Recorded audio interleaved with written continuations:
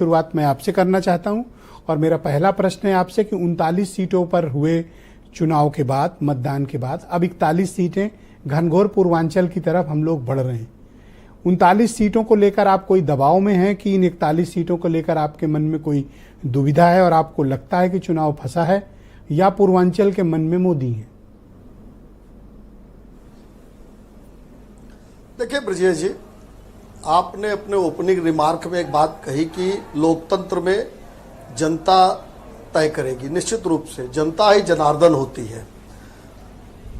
2014 में जब प्रधानमंत्री जी चुनाव लड़ने बनारस आए तो उनके मन में एक विषय जरूर था कि पूरे भारत का विकास तभी होगा जब पश्चिम भारत की तरफ पूर्वी भारत का विकास हो। पूर्वी भारत मतलब ये पूर्वांचल, उत्तर प्रदेश का, बिहार, उड़ीसा, इनको लेकर उनके मन में था और बनारस को उन्होंने अपनी कर्मभूमि बनाया। आज 10 साल बाद हम जब दृष्टिपात करेंगे, पिछले 7 साल से उत्तर प्रदेश में हमारी सरकार है, तो जो विकास केवल नोएडा या कुछ बड़े शहरों में सिमटा था, आज गोरखपुर एक बड़ा सेंटर बना है पूर्वांचल में, वाराणसी एक बड़ा सेंटर बना है, अयोध्या भी एक बड़ा सेंटर बना है, उधर मिर्जापुर एक बड़ा सेंटर बना है। यानी जो निवेश का जो सेंटर है वो विकेंद्रित हुआ, जिसके नाते से जो पूर्वांचल के लोग रोजी रोजगार के लिए पलायित होने के लिए बाध्य थे, आज उनको उनके घर में रोजगार उपलब्ध हो रहा है। अयोध्या में, काशी में जिस तरीके से श्रद्धालुओं की संख्या बढ़ी है, उनकी सुविधाएं जिस तरह के बढ़ी है, निश्चित रूप से आर्थिक दृष्टिकोण से देखें तो एक बड़ा परिवर्तन आया है। इसलिए हमें पूरा भरोसा है कि जो 41 सीटें जिसमें अवध और पूर्वांचल की सीटें आती हैं, उसमें भारतीय जनता पार्टी के पक्ष में जनता का मत और आशीर्वाद मिलेगा। और अखिलेश यादव कन्नौज नहीं बचा पाएंगे। ब्रजेश जी देख लीजिएगा, जैसे 19 में डिंपल जी हारी थी, वैसे ही 24 में कन्नौज अखिलेश जी हारेंगे, रायबरेली राहुल गांधी हारेंगे। क्योंकि जब आप पूर्वांचल में जाएंगे मनीष जी, 19 में हारने के बाद जब आप पूर्वांचल जाएंगे तो आपसे जनता सवाल करेगी कि आपने रोजगार कितना दिया, जनता आपसे पूछेगी कि आपने महंगाई कितनी दूर की, जनता आपसे पूछेगी कि आपने उनके लिए विकास के क्या कार्यक्रम किए। तो बिल्कुल देखिए, इसीलिए तो मैंने कहा पहले विकास कहाँ था। अखिलेश यादव सैफई को स्टेडियम, सैफई को सड़क और पीजीआई देकर उन्होंने पूरे उत्तर प्रदेश को विकास मान लिया था। ऐसे ही राहुल गांधी और सोनिया जी ने तो अमेठी और रायबरेली की तरफ भी नजर उठाकर नहीं देखी थी।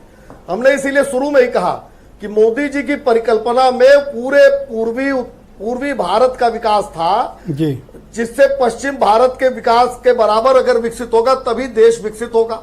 और इसीलिए गोरखपुर जो एक्सट्रीम पूर्वांचल होता है, आज अगर आप गोरखपुर जाएंगे, ब्रजेश जी जाते ही होंगे आप, देखिए 2007 और 2014 के बाद किस तरीके से गोरखपुर में बदलाव आया है। काशी धाम बनने के बाद जिस तरीके से श्रद्धालुओं की संख्या बढ़ी है, निवेश आया है, उससे रोजगार का सृजन हुआ है। अयोध्या में प्रभु राम के मंदिर बनने के बाद जिस तरीके से हजारों करोड़ रुपया का निवेश हुआ है, उससे भी रोजगार, डायरेक्ट रोजगार भी तो लोग पूछेंगे ना, मंदिर बन गया, रोजगार आ गया, नहीं, लोग पूछेंगे डायरेक्ट जॉब्स कहाँ हैं। मैं तो कह रहा हूं ना, 7 लाख सरकारी नौकरियां भारतीय जनता पार्टी की सरकार बनने के बाद, उत्तर प्रदेश में बनने के बाद दिया गया है, पारदर्शी तरीके से दिया गया है। पहले सरकारी नौकरी का विज्ञापन होता था, अखिलेश यादव चाचा, भतीजे, ताऊ जी सब झोला लेके निकल पड़ते थे वसूली करने। आज वो बंद हुआ है। अगर किसी ने गलती की तो आज जेल के सिकंजों के पीछे भेजने का काम किया गया। दूसरी बात, बड़ी मात्रा में निवेश, नया पैटर्न शुरू हुआ है कि सर पेपर लीक हो जाता है, रोजगार का 4-6 लोगों को आप अरेस्ट करके जेल भेज देते हैं। नहीं सर, अंत में तो युवा को रोजगार नहीं मिला। विजय जी देखिए, पेपर लीक है सर, 11 पेपर लीक है सर। 10 सेकंड में मैं कहना चाहूंगा, 10 सेकंड में, बिल्कुल 10 सेकंड में मैं कहना चाहता हूं। आपका सही सवाल है, अच्छा सवाल है, मैं जरूर जवाब दूंगा। देखिए, पेपर लीक एक गैंग है। अखिलेश जी के समय में वो गैंग डेवलप हुआ, लेकिन हमारी सरकार के समय में पेपर लीक होने के बाद या पेपर में गड़बड़ी पाने के बाद उसको लोक सेवाएं कोई बाहर छात्रों को प्रदर्शन नहीं करना पड़ता है। एसटीएफ ने गिरफ्तार किया उन लोगों को, पहले गिरफ्तार किया, तब लोगों को पता चला कि लीक हुआ है। तो यानी अगर कोई चोरी करने का प्रयास कर रहा है तो हम छिपा नहीं एक रहे, दो उसको तीन जेल हो के तो अंदर चलो भेज रहे माने, हैं। 11-11 और अखिलेश हो गया। यादव क्या करते थे, आप लीकेज ही नहीं रोक पाते हो सर। अखिलेश यादव भाई साहब, अखिलेश यादव के समय में लोक सेवा आयोग अनिल यादव चलाते थे।